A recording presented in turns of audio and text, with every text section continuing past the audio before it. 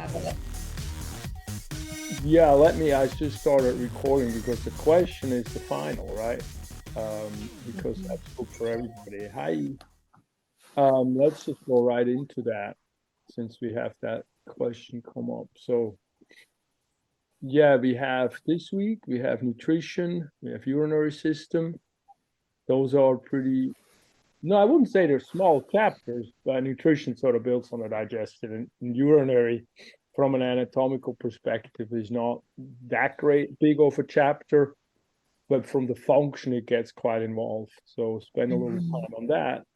Then you have the questions, the urinary, we label the kidneys and the bladder a little bit. And then next week we go into repro and embryology a little. I added embryology on because I think it's good knowledge to have a basic understanding of how that works. And then we're getting into the testing time. Oh, look at that. Wait, I'm in the wrong year. I'm spring of 23. That's why the date's like May. How he come May? Yeah, I just got out in from walking my dog. I don't know. I can't see his paw. They're so filthy. It's unbelievable. So I can grade on my phone. All right. So anyway, the same thing. So except now test 3 will be due on the 15th of December. That's the last day of test week. So you have that whole week to do that. But that's a hard deadline. So that deadline I have to be from the start very clear that Yeah. cuts off after that. And there's nothing I could do about it. Yeah. I can accept some people's labeling coloring work. You just text me those. That's all right over the weekend. But the questions and all those sort of things is closed at that point. Yeah. Okay. Now is the time to start texting me. Yeah. Clean up wherever we have problems. And I also going to go back in the discussions, make sure I clean those up if I've forgotten some where people reply back later. If you have some that you didn't get full credits on discussions because you didn't reply to somebody, now is the time to clean that up. That's easy points to get. Okay. So make sure you got that covered. And then, and when the canvas is closed, we can still talk about what happens with your grade and so forth. Most of you guys will do fine if you have been participating. But it's just we can't go into Canvas and give more stuff, submit more stuff. We can't do that anymore. Yeah. And is the test cumulative the whole year or no, just since the midterm? Yeah. No, let's go right into that. Very important. I'm sorry if I wasn't clear until now with that. The test is not cumulative. Okay. From the post muscle bone, heart forward up to the end, which is kind of a lot of material. However, that is why I created a test review that is extensive, but it really puts bullets to everything I wanted to know for the test. Okay. As opposed to the physiology part. Let me back up. The test has 2 parts to it. It has a part that is like test 1, which is multiple choice and true false. And then it has a part that is like test 2. That is recognizing structures in the picture. Okay. However, on the final, the second part is also multiple choice. You don't have to write in answers. Okay. So that helps a lot, right? Yeah. Yeah. That helps. And also the score you get at the end, what you see is what you have. I don't have to go through it. You don't have to worry about that. As 2, I've been checking maybe a week ago. I probably still have to go in a little bit more. But so that's clear with that. So the part that's like test 1 is more about the physiology, like how things work and those descriptions. And those are all in that test review 3. And that's 5 pages and it goes straight through it. You could print that out. You should print that out. If you understand those bullet points, you're good to go. Okay. Because you can go refer back to it. It's open book. Yeah. So if you don't understand those, maybe we should talk about, reach out, think about, go back to the book or go back to the lecture.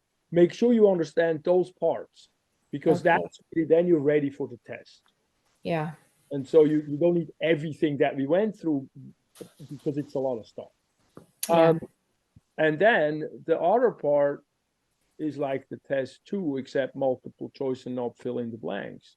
And that's the list is right here under the anatomical terms. If you've come to the class, you probably get this as a list too, slowly enrolling it up. And that's just the list. I don't know why it's not up yet, but that's just the list. That is all the terms that we've done in the brain, in the heart, and the kidneys, all that stuff. Okay. On one page, like we had it for the bone as well, for the muscle. Yeah. And so that's also good to have printed out because you have a reference. You don't need any other term that's not on that list. And however, since it's multiple choice, you don't have to like look for other terms anyway because it's are given to you. Yeah. Then the next thing here will be review videos that I've done. Look at that. We went through all the terms there on these videos. That might be a good one to look through before you take the test, you know, just to get one more go through if you want. Not necessary though, if you feel all right. And then I also have a pictures of the model document. I'm not going to open that because it's too big. And that's also, again, maybe good to look at if you feel a little insecure and say like, hey, look, this is the models uses on the tests, you know. But again, if you feel good by now, you don't have to worry about it. With all my stuff, you know, there's a lot of stuff is redundancy, because we have depends on how we learn and what, you know, how far we've already been in the system and so forth. I want to make sure I help all of you guys as much as possible. Good. Great. That help? Or yeah, that's helpful. Any other questions right now, Carla? Okay. Then, because now this is, you guys, if you finished the pathology project, we're good to go. If you haven't done that video yet, that is the time to do it. If you want to learn, you know, go back and listen to the last weeks. We talked about how to do the video thing a little. If that's still unclear to you or you have trouble with it, reach out to me. I'm here. I can help you. We can go online on Zoom together and I can guide you through it a little. It's good to know this kind of stuff. You know, this is technology times in some ways. But you guys have all done it. So this week, let's just go into it and share what we're doing this week. Let's go to the modules. Nutrition. We've done all of that. Bye-bye. Look at that. We're week 15. All right, nutrition. What I wanted to do in this chapter is actually was part of the textbook that I use as a basis for the class. But I just go through the basic foundation of nutrition. You know, what is food and energy? How are they related? What is metabolism? We'll just review that again from the chapter 2, basically all the chemical reactions and so forth. And then we go into the different macronutrients and just describe, talk about it and describe briefly of what they are, what they do for the body, why we need them. And then also a little bit of the micronutrients where we go into the vitamins and the minerals. And then a brief finishing up of why do we want to eat plants, active substances. And a big one that we often mistake or don't talk about much is the fiber. I don't have too many pictures on here, but in the booklets there's definitely plenty to visualize it all. I think most of us probably know all of that already, but I have been surprised by how many people or how many students that I get have not been taught that in high school and in other classes. And so I think it's very helpful and important and we can never talk too much about nutrition really, to go through it again. And also, especially if you have the booklets, you know, use it to teach other people. I think the nutrition knowledge is really, really important. When you look at these shows, the 600-pound body or whatever, these kind of shows where you do heavy weight loss, it's always the emotional eating that gets us into trouble. And half the time it's like, oh, I wish I would have known this, you know. And so often it's also a knowledge component that is making it hard for us to understand food and the emotional connection with it. And so together with the food journal, I think a little bit of this nutrition knowledge goes a long way. And again, is also here to be shared with other people if there's interest. We don't push things on people, but if they're interested, we talk about it. And then the second chapter is the urinary system. And the urinary system is the peeing system, making us extract the stuff that's liquid from the bloodstream that then we can process and ultimately pee out. And so when we look at the kidneys and then the urinary system, it's really helping us keep the blood clean. So it gets rid of things like waste product from protein breakdown, like uric acid or ura, but also medications. You get rid of medications, and the concentration of electrolytes gets chemically configured in the kidneys, and we can get more or less of liquids, get rid of liquids more or less depending on what we need to have in the blood. And so it's a very interesting and very vast amount of work that the kidney actually does. It also helps regulate blood pressure as well. It's important that because it has to do with blood volume, so blood pressure is controlled in there. And it helps us. It secretes the hormone that makes all the blood cells, actually, not just the red blood cells. So it tells the body when to make more blood components, the cellular components of blood, the white blood cells and the red blood cells, as well as the platelets. So it does a lot of stuff. So when we look at the kidneys, they are here behind the ribs, right into here where I don't know if they still do it with motorbikes. When I had a motorbike for about a month, and that was about the end of that. They gave me a kidney belt to stabilize the kidneys so it wouldn't shake. But I haven't necessarily heard of that too much here. I don't know. But they're right behind there in the ribs, lower ribs on each side. We have two of them. When we look at them in an overview, structurally, we slice it and we can see two parts. We see an outer shell structure. It's called cortex. And we see an inner part, and it's known as the medulla. And so what happens here in short, the blood flow comes from the body and it enters into the kidneys, and it goes to this outer portion mostly. And in the outer portion there we have these little corpuscles in here, these little glomeruli. They call them glomerulus, is actually the blood thing, but the whole thing we often call the glomerulus.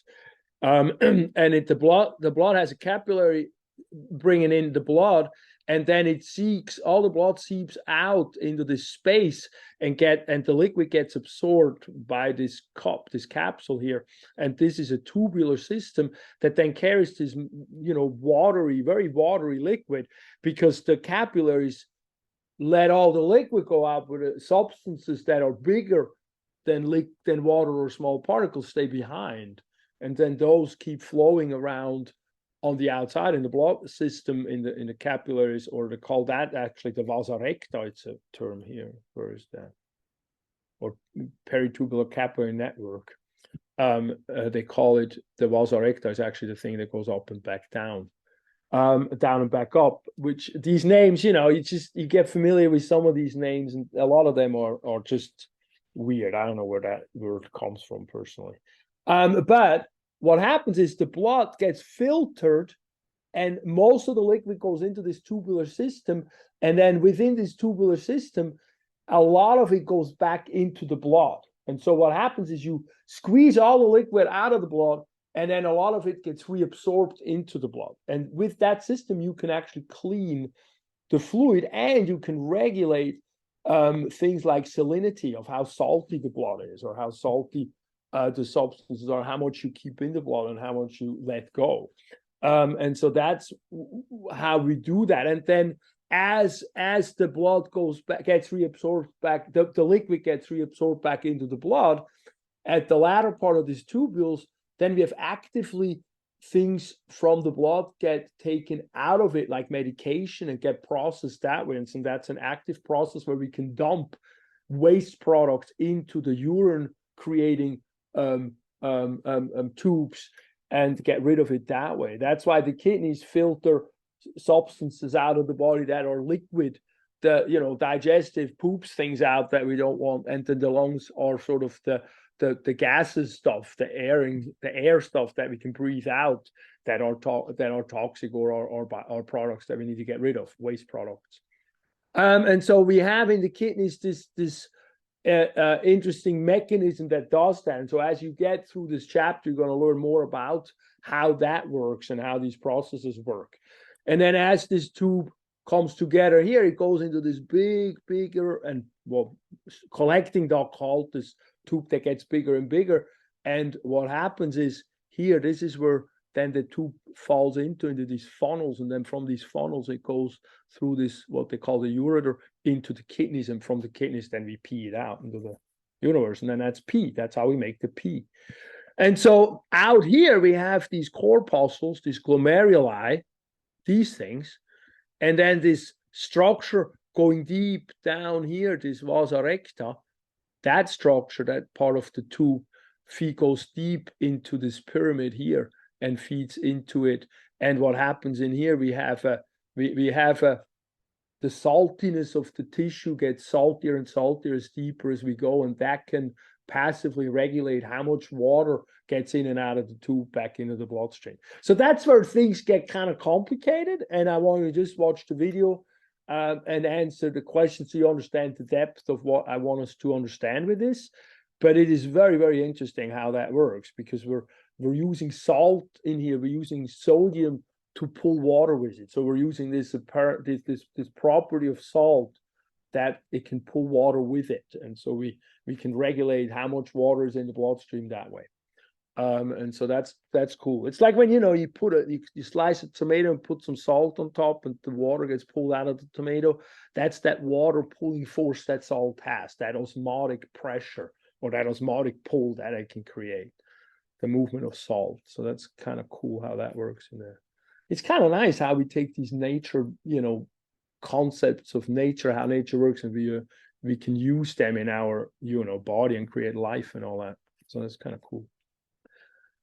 Anyway, I guess I was creating too many gratitude journals thinking about it all that way.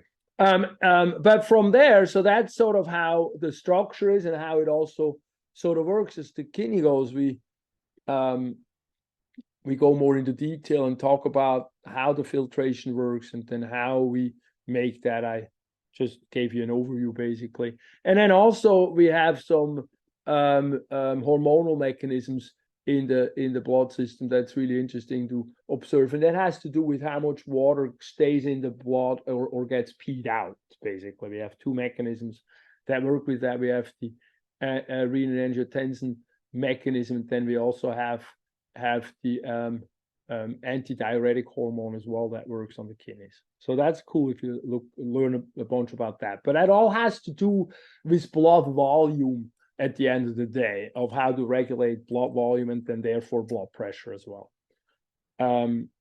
This mechanism is actually interesting because it also creates a hormone that also works on the blood vessels and tense system, angiotensin. Angio means blood vessels and tensin means tensing. And so it constricts the blood vessel, and that also boosts blood pressure up. So, blood pressure is important. I mean, we talk about it from a perspective of high blood pressure a lot, but we need to have blood pressure to be able to perfuse all the tissues. If we don't have a high enough blood pressure, we're going to not be able to perfuse the brain, and that's kind of deadly. So it's a very, very important to have proper blood pressure, not too low, as well, not just not too high.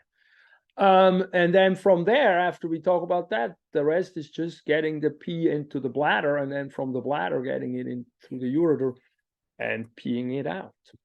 And so that's that chapter here, more or less. It's a little fast, but is that all right? You guys, we haven't really talked about it, right? You guys didn't. I don't want to go too much into detail because it's just too confused. It's actually not that complicated. It's just that how the water and salt works together. That's sort of the complicated part of this chapter, that physiology. And then the rest here is, look, what we got to do is, now that we have made, and I thought I gave it a little extra time, but this is actually good to do this week. So I want you, now that you've made the video of the pathology project, I want you now posting it in a discussion forum, and wait a minute. No, I think everybody posts the video. And then I want you guys to also write a little paragraph, like presenting your video. I want you to sell your video, why should somebody be interested in this topic? What you've done, it affects many people and it's good to know, stuff like that. And so I want you to write a little blurb and just, sort of, why should I watch your video, sell your video a little bit, and then post your video. And everybody does that individually, but you post the video you did together.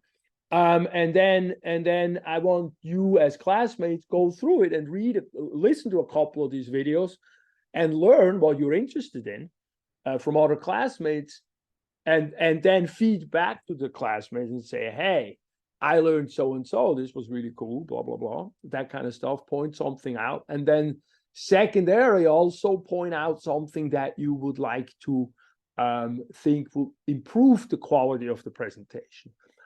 So this is why we do this like in a sandwich. So like we're making first an observation of a positive thing that the presenter did, the person did that did the work, because it's very important that we first feel, just, think how it feels when somebody criticizes you, right? It's nice to feel that what we did positive, because it's really basically, these are incredible presentations. We just want to tweak them and make them a little bit better. And then the second thing, after pointing out the positive, then we can say, hey, this part, and what you do is you praise the person that did something, and then you critique the product, not the person.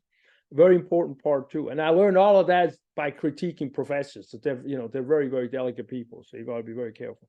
And so then the second part is you critique the product. You say like, hey, you tell me you speak too fast, oh no, your presentations is moves too fast. If you speak a little slower, it might be easier to absorb the information, something like that. And that's the third part of the sandwich, they call it, of giving a critique, and you help the person improve and give them a direction of what would make it a little better.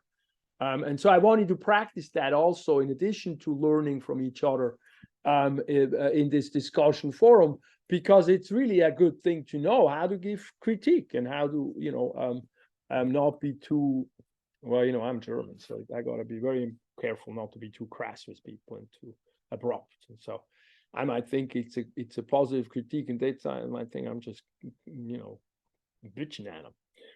So be mindful of that, but be thoughtful, but don't shy away from making positive observations and helping the classmates make it better. Because by now we have even in an online forum, I feel like we created sort of a clique that we can trust each other a little bit. And it's very important that, we can do these things in an environment that's trusting and trustworthy. Not all the places are like that. Good. So that's, I think, all I have in terms of this week. I don't know if we need to go too much longer. Any questions, comments? That was good. Yeah, thank you. I like that sandwich analogy. So good to be reminded of that. Yeah. No, I learned it when I did a course in becoming a reviewer for online courses for California community colleges. And it's good. It's good to, it was interesting to learn that at that level of like, you got to be very careful that they don't feel offended. It's like, it's on every level we have that. Yeah. They're also the delicate beings. Yeah. All right. Good. Well, with that. All right. Have a good day. Bye. Thank you. Bye.